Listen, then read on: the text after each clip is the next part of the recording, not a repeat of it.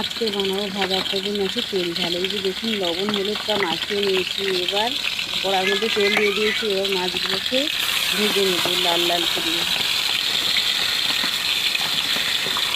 এই যে দেখুন সবগুলো মাছ দিয়ে দিয়েছি। দেখুন জিরা আর নিয়েছি, রসুন রসুন আর নিয়েছি নিয়েছি, পেঁয়াজ, পেঁয়াজ এটাকে আর ভালো করে আদা পেস্ট একটু করে কুচি নেবো। করে বেটে নেব।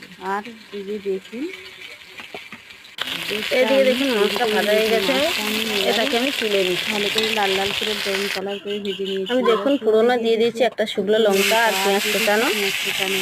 এটাকে ভালো করে লাল লাল করে ভেজে নিয়েছি। পেঁয়াজটা একটু লাল লাল করে ভেজে নেব। লাল লাল করে ভেজে নিয়েছি। আর এখানে যে পেস্টটা তৈরি করে রেখেছিলাম সেটাকে দিয়ে একটু সময় কষিয়ে নিয়েছি। দিয়ে দিচ্ছি লঙ্কা গুঁড়ো, হলুদ গুঁড়ো, দিয়ে নেড়েচেড়ে এটাকে জল দিয়ে দিলাম।